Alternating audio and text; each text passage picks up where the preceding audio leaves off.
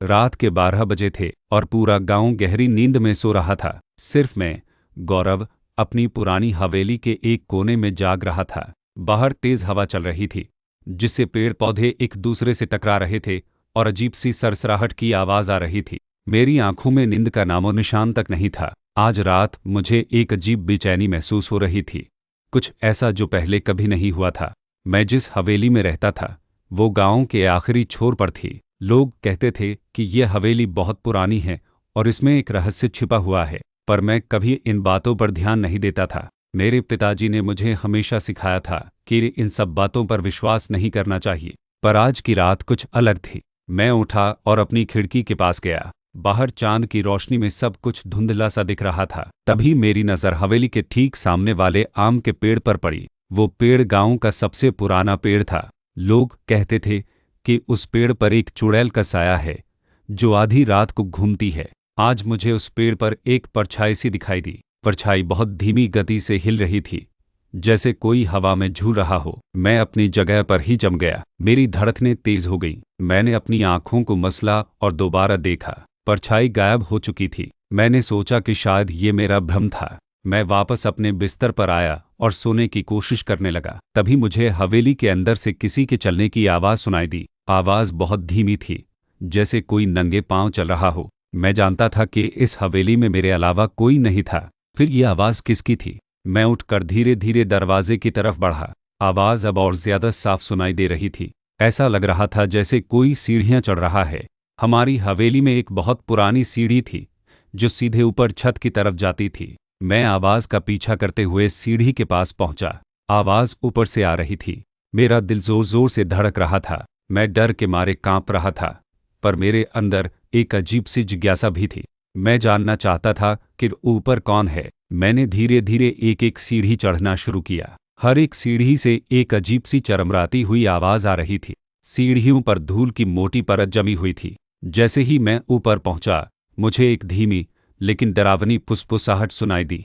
ये फुसफुसाहट किसी औरत की थी जो शायद कुछ बोल रही थी, पर उसकी आवाज़ इतनी धीमी थी कि मैं समझ नहीं पा रहा था। मैंने चारों तरफ देखा।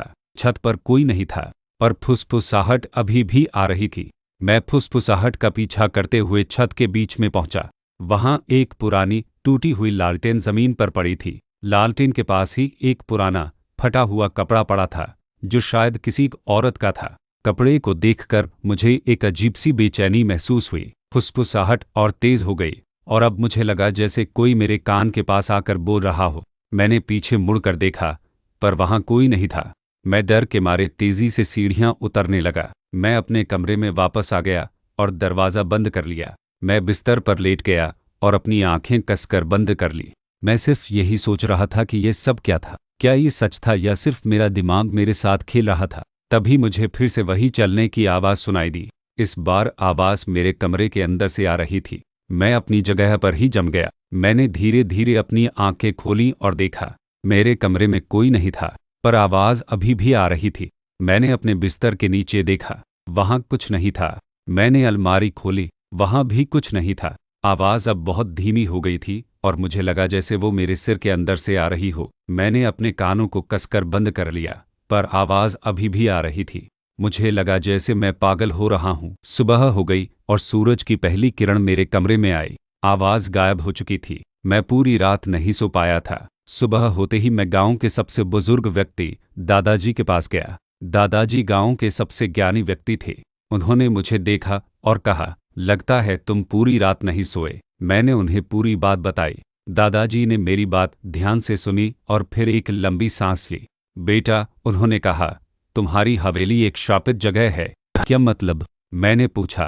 कई साल पहले, दादाजी ने बताया, इस हवेली में एक जमींदार रहता था जिसका नाम था रामकिशन। रामकिशन बहुत क्रूर था। उसकी एक बेटी थी जिसका नाम था राधा। राधा बहुत सुंदर थी और उसका दिल बहुत साफ था। गांव के एक गरीब लड़के से उसे प्यार हो गया। जब रामकिशन को इस बात का पता चला तो उसे बहुत गुस्सा आया। उसने राधा को हवेली के अंदर ही एक कमरे में बंद कर दिया और उस कमरे के बाहर ताला लगा दिया। राधा ने कई दिनों तक भूखे प्यासे उसी कमरे में गुजारे और अंत में उसी कमरे में उसकी मौत हो गई। दादाजी ने आगे कहा, कहते हैं कि राधा की आत्मा आज भी उस हवेली में भटकती है। और उसकी आत्मा उसी कमरे में कैद है। वो हर रात उस कमरे से बाहर निकलने की कोशिश करती है और अपनी माँ से मदद मांगती है। जिस दिन उसकी आत्मा को शांति मिलेगी, उस दिन ही वो हवेली श्राप से मुक्त होगी। दादाजी की बात सुनकर मेरे रोंगटे खड़े हो गए। मुझे अब सब कुछ समझ में आ गया था। वो परछाई, वो आवाज़ें, वो फुसफुसाहट, वो सब राधा की आत्मा थी। मैं तुरंत अपनी हवेली वापस गया। मैं उस कमरे को ढूंढने लगा जहां राधा को कैद किया गया था। मैंने पूरी हवेली छान मारी, पर मुझे वो कमरा नहीं मिला। तभी मेरी नज़र हवेली के एक पुराने नक्शे पर पड़ी। नक्शे में एक जगह पर एक निशान बना हुआ था, जो शायद एक छिपा हुआ कमरा था। मैं नक्शे में बताए गए जगह पर गया। वहां एक पुरानी टूटी हुई दीवार थी। दीवार को देखकर ऐसा लगा जैसे वो बहुत पुरानी है। मैंने दीवार को धक्का दिया और वो खुल गई। अंदर एक बहुत छोटा अंधेरा कमरा था। कमरे में हवा नहीं थी और एक अजीब सी सड़ी हुई गंध आ रही थी। कमरे के अंदर एक पुरानी लकड़ी की अलमारी थी, जो शायद राधा की थी। अलमारी को खोलते ही मुझे एक छोटी सी पेटी मिली। पेटी के अंदर एक पुराना सूखा हुआ गुलाब और एक चिट्ठी थी। चिट्ठी में लिखा था, मेरी माँ, मुझे माफ़ कर देना। मैं तुमसे बहुत प्यार करती हूँ, पर मैं अब और नहीं जी सकती। मेरी आत्मा तब तक यहाँ भटकेगी जब तक मुझे न्याय नहीं मिलता। जैसे ही मैंने चिट्ठी पढ़ी, मुझे एक तेज ठंडी हवा का झोंका महसूस हुआ। कमरे के अंदर अचानक से तापमान गिर गया। मैंने चारों तरफ देखा, पर कोई नहीं था। पर मुझे एक अजीब सी आवाज़ सुनाई दी, जैसे कोई मेरे कान में फुसफुसा रहा हो। मेरी चिट्ठी आवाज़ बहुत धीमी थी, पर मैं समझ गया था वो राधा की आत्मा थी। मैंने तुरंत वो चिट्ठी और गुलाब दादाजी को दिखाया। दादाजी ने चिट्ठी को ध्यान से पढ़ा और कहा, यही वो चिट्ठी है जो राधा ने अपनी माँ को लिखी थी। अब हमें इसे उसकी माँ की कब्र पर रखना होगा। हम दोनों तुरंत गांव के कब्रिस्तान गए। कब्रिस्तान में एक बहुत पुरानी टूटी हुई कब्र थी। कब्र के ऊपर राधा की माँ लिखा हुआ था। दादाजी ने चिट्ठी और गुलाब को कब्र के ऊपर रख दिया।